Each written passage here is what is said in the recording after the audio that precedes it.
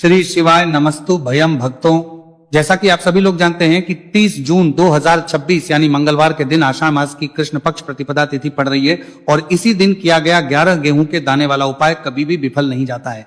और अगर आपने भी इस महीने में यह उपाय नहीं किया है तो इस उपाय से चूकना मत भक्तों, क्योंकि इसी दिन किया जाने वाला पंडित जी द्वारा बताया गया 11 गेहूं के दाने वाला उपाय आप लोगों को जरूर करना चाहिए। क्योंकि भक्तों ये एक ऐसा उपाय है जो कि इस उपाय को करने के बाद भक्तों आपको फिर कोई और उपाय को करने की जरूरत नहीं है, क्योंकि सबसे बड़ा और सबसे नया ये उपाय पंडित जी ने अपनी अभी की शिव पुराण की कथा में ही बताया है। मैं जिस उपाय को आज हम आपको बहुत अच्छे से समझाने वाले हैं, इस वीडियो को देखने के बाद, इस उपाय को समझने के बाद आपको कोई और वीडियो को देखने की जरूरत नहीं पड़ेगी। तो चलिए भक्तों उपाय को शुरू करते हैं। देखिए यह दिन इतना खास होता है, इतना महत्वपूर्ण होता है। देखा गया है कभी कभी बड़े बड़े पूजा पाठ अनुष्ठान से जो मनोकामना पूर्ण नहीं होते, 30 जून 2026 आषाढ़ मास मंगलवार प्रतिपदा तिथि के दिन एक छोटे से उपाय करने से ही आपकी मनोकामना पूर्ण हो जाती है। और बहुत सारे लोगों ने इस उपाय को किया भी है और उनको इस उपाय करने का फल भी जरूर मिला है। अगर आप लोग भी इस उपाय को आषाढ़ मंगलवार प्रतिपदा तिथि के दिन करना चाहते हैं तो आप इस उपाय को पहले अच्छे से समझ लेना, सुन लेना, उसके बाद करना। आपको इस उपाय का फल जरूर मिलेगा। और इस उपाय को कर लेने से आपके घर में चाहे किसी भी प्रकार की दोहक और समस्या क्यों ना चल रही है, चाहे आपको उसका कारण भी नहीं पता है कि भाई ये समस्या किस कारण से चल रही है, उसका कुछ भी कारण हो सकता है, जैसे पितृ दोष हो सकता है या किसी भी तरह का मंगल दोष भी हो सकता है, और भी बहुत तरह के दोष होते हैं, कुछ भी हो सकता है। पर आपको इस उपाय को करने के लिए आपको अपने दोष को पता लगाने की भी जरूरत नहीं है। बस आषाढ़ मंगलवार प्रतिपदा तिथि के दिन आपको इस 11 गेहूं के दाने वाले उपाय को आप लोगों को कर लेना है। यह एक ऐसा उपाय है जिस उपाय को अगर किसी विशेष दिन पर किया जाए तो भाई उस विशेष दिन का जो है वो तो मिलता ही मिलता है, पर हमने उस दिन पर इस गेहूं वाले उपाय को किया है तो हमें उससे भी बड़ा फल मिलता है, और फल बहुत जल्दी मिलता है, क्योंकि आप इस उपाय को बहुत ही बड़े और विशेष दिन पर कर रहे हो। क्योंकि भक्तों 30 जून 2026 यानी कि मंगलवार के दिन प्रतिपदा तिथि का बहुत ही ज्यादा बड़ा महत्व होता है। इसीलिए भक्तों आज की इस वीडियो में हम आप लोगों को 11 गेहूं के दाने वाला उपाय समझाएंगे, जिस उपाय करने से अगर आपकी किसी भी प्रकार की मनोकामना है, किसी भी प्रकार की परेशानी है, सबसे ज्यादा समस्याएं आपके जीवन में ही है। अगर आपको धन प्राप्ति नहीं हो पा रहा है रुपए पैसे की, आपके घर में लगातार दिक्कत परेशानियां चलती चली आ रही है, आपका व्यापार, आपकी नौकरी अगर अच्छे से नहीं चल रहे, जिसकी वजह से घर में लगातार आर्थिक समस्याएं बनी रहती हैं, घर का कोई ना कोई सदस्य अगर बीमार रहता है, आपस में दूसरे से लड़ाई झगड़ा होता रहता है, किसी की अगर बनती नहीं है, तो पूज्य गुरुजी ने कहा है कि जब आपके जीवन में ऐसी परिस्थितियां आ जाए कि आप एक एक रुपए खर्च करने से पहले कई बार सोचने लगे हो, आपको धन प्राप्ति अगर नहीं हो पा रहा हो, तो आपको सिर्फ और सिर्फ 11 गेहूं के दाने से एक ऐसा विशेष उपाय करना है जो आपकी इन सारी समस्याओं को सिर्फ 7 दिन के अंदर ही समाप्त कर देगा।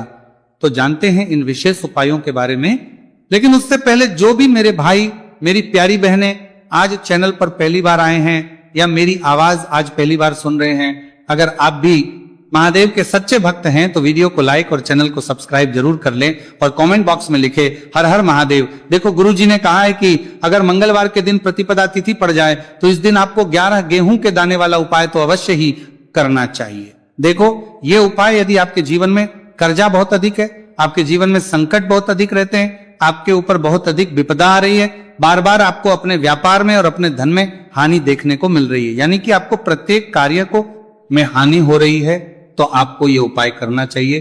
देखिए इस उपाय के लिए आपको 11 गेहूं के दाने आपको लेने हैं, ठीक है। दाने लेने के बाद में आपको जरूरत होगी चावल के दानों की। 11 चावल के दाने और 11 गेहूं के दाने और चावल के दाने खंडित नहीं होने चाहिए। अब आप कहोगे पंडित जी गेहूं कहां से लेने हैं? देखो आपको किसी भी किराना स्टोर पे गेहूं के दाने मिल जाएंगे, जाके ले लेना, ठीक है ना। 11 गेहूं 11 चावल के दाने लेने हैं। साथ ही साथ आपको एक तांबे का लोटा लेना है और उस तांबे के लोटे में आपको जल भरना है। जल आपका खुद के घर का होना चाहिए, मंदिर का नहीं होगा। अब आप ये सब सामग्री लेकर पहुंच जाओगे महादेव के शिवलिंग के पास में शाम के टाइम पे प्रदोष काल में। देखो जब आप ये उपाय कर रहे हो तो अपना फेस रखना उत्तर दिशा नॉर्थ डायरेक्शन की तरफ। अब यहां पे जो मैं आपको क्रम बताने जा रहा हूं ना, उस मेरे क्रम को बहुत ध्यान से सुनिए। महादेव को अगर कोई सबसे प्रिय है ना, तो उनकी सबसे छोटी पुत्री जिनका नाम है माता अशोक सुंदरी, जो आपके पास में के 11 दाने हैं ना, उन चावल के 11 दानों को माता अशोक सुंदरी के स्थान पर आपको अपना नाम और गोत्र बोलते हुए समर्पित कर देने हैं, है ना।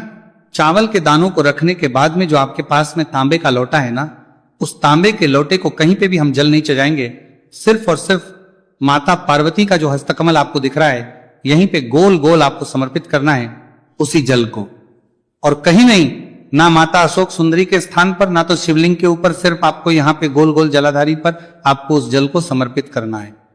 अब आपके पास में बचे हुए हैं 11 गेहूं के दाने और बचे हैं, उन्हीं 11 गेहूं के दाने को आपको अपनी मनोकामना, अपने विश्व कहते हुए महादेव के शिवलिंग के ऊपर अगर आप प्रतिपदा तिथि के दिन प्रदोष काल में समर्पित कर देते हैं तो आपकी जो भी मनोकामनाएं होंगी, जो विश्व होंगी, महादेव पूरी जरूर करते हैं। अन्न को समर्पण करने से, उस खासकर गेहूं को समर्पण करने से हमारी इच्छाएं पूरी होती हैं, और अगर वो दिन मंगलवार का दिन हो तब तो इससे सुंदर संयोग कुछ भी नहीं हो सकता। आपकी इच्छाओं को पूरा करने के लिए बहुत स्पेशल, बहुत प्यारा सा उपाय आप सभी को जरूर करना है। ध्यान में रखिएगा, यह उपाय प्रदोष काल में करना है। देखो गुरुजी ने कहा है भगवान शिव के शिवलिंग पर 33 देवी देवताओं का वास होता है। अगर हम शिवलिंग के सामने कुछ भी उपाय करते हैं तो हमारे सभी देवी देवता हमसे खुश हो जाते हैं। ये उपाय आपको अवश्य करना है। देखो सुबह के टाइम नहीं कर सकते, ठीक है। अब बात करते हैं अगले उपाय की। देखिए इस वीडियो में जितने भी उपाय हम आपको बताएंगे सभी उपाय सरल है। देखो गुरुजी ने कहा है कि मंगलवार के दिन आपको चौमुख दीपक वाला उपाय तो अवश्य ही करना चाहिए। वीडियो के अंतिम में आपको उपाय बताया है जो आपको करना है। देखो आगे बढ़ने से पहले वीडियो को एक लाइक जरूर करें।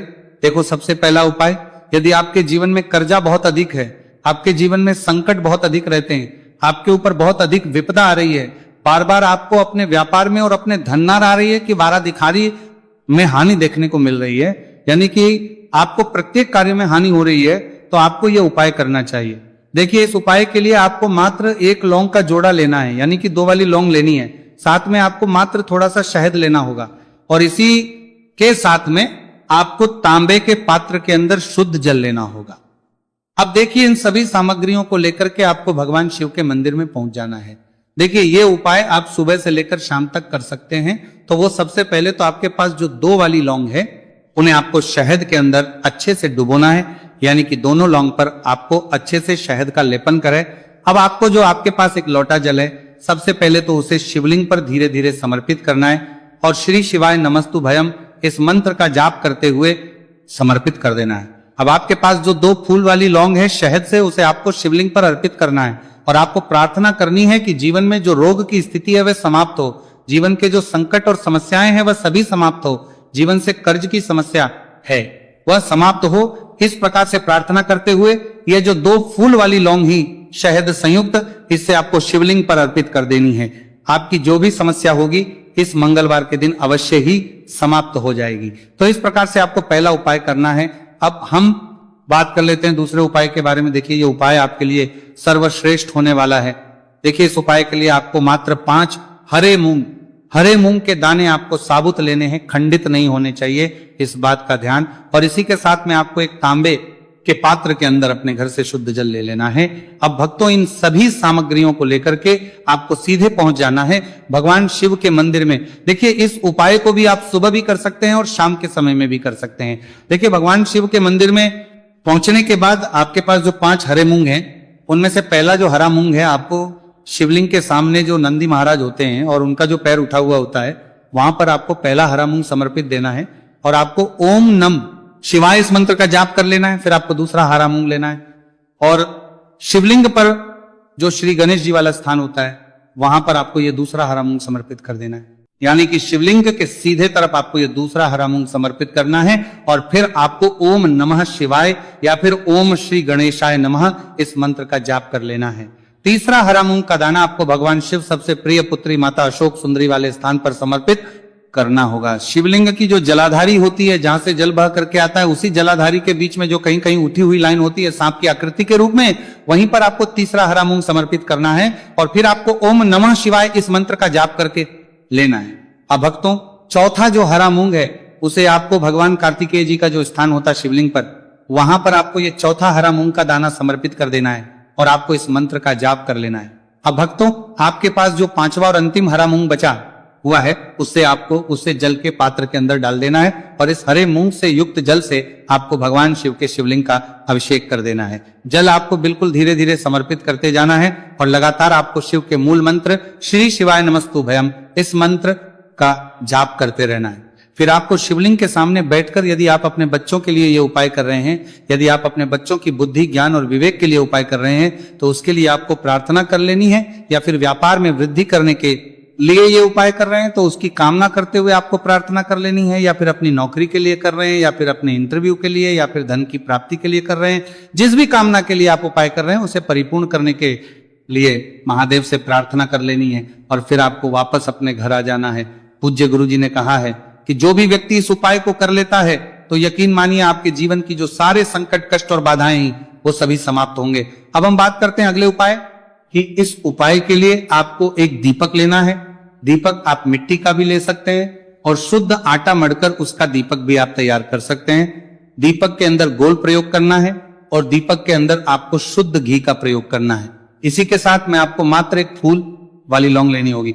अब ये एक दीपक और एक फूल वाली लौंग लेकर के सीधा आपको पहुंचना होगा बरगद के वृक्ष के। वहां पर देखिए सबसे पहले तो आपके पास जो एक फूल वाली लौंग है उससे आपको बरगद के वृक्ष की जड़ में समर्पित करना है। देखिए अगर आपके जीवन में कोई भी संकट आने वाला है, कोई भी बड़ा कष्ट आने वाला है तो वह इस उपाय के माध्यम से दूर होने वाला है। महादेव की विशेष रहेंगी कि जो भी संकट आपके जीवन में आने वाला होगा वो भी दूर हो जाएगा। तो आपको एक लौंग समर्पित करनी है बरगद के वृक्ष की जड़ में और वहीं पर आपको जो है गोल बाती वाला दीपक जो आप लेकर के गए हैं उससे भी वहां पर प्रज्वलित कर देना है। बटकेश्वर महादेव का स्मरण करते हुए देखिए जब भी आपको जीवन में इस साल लगने लगे कि आपके जीवन में कुछ भी अच्छा नहीं चल रहा है तब भी आपको ये उपाय करना है। तो इस प्रकार आपको ये उपाय करना है। अब हम जान लेते हैं चौथे विशेष उपाय के बारे में। देखिए यदि आपके विवाह में शादी में कोई भी समस्या आ रही है, यदि आपका जो कर्ज है वह दिन पर दिन बढ़ते ही जा रहा है तो आपको ये चमत्कारी उपाय करना चाहिए। कोई भी समस्या अगर जीवन में है तो उसे दूर करने के लिए आपको उपाय करना चाहिए। मंगल दोष से जुड़ी हुई समस्या भी है तब भी आपको ये उपाय करना चाहिए। देखिए इसके लिए आपको एक तांबे के पात्र के अंदर अपने घर से शुद्ध जल लेना है और इसी के साथ में आपको एक चुटकी लाल चंदन लेना होगा। अब आपको क्या करना है कि जो लाल चंदन आपने लिया है उसे आपको उससे जल के पात्र के अंदर डाल देना है और ये जल जो है आपको लाल चंदन से युक्त तैयार कर लेना है और ये लाल चंदन से युक्त जल आपको भगवान शिव के मंदिर में लेकर के पहुंचना है। लेकिन ये उपाय भी आप सुबह से लेकर के शाम तक कर सकते हैं। अब तो ये जो लाल चंदन से युक्त जल है इससे आपको भगवान शिव के शिवलिंग पर धीरे धीरे अर्पित कर देना है और आपको लगातार श्री शिवाय नमस्तुभयम इस मंत्र का जाप करते रहना है। देखिए यदि आपके जीवन में विवाह से जुड़ी समस्या चल रही है तो आपको मंगलेश्वर महादेव का स्मरण करना है और जीवन में अधिक कर्ज की समस्या है तो आपको आर्यन मुक्तेश्वर महादेव का स्मरण करना है। देखना आपकी सब तरह की समस्या जल्दी ही समाप्त हो जाएगी। तो इस प्रकार से आपको ये चौथा उपाय करना है। अब हम जान लेते हैं अंतिम और पांचवें उपाय के बारे में।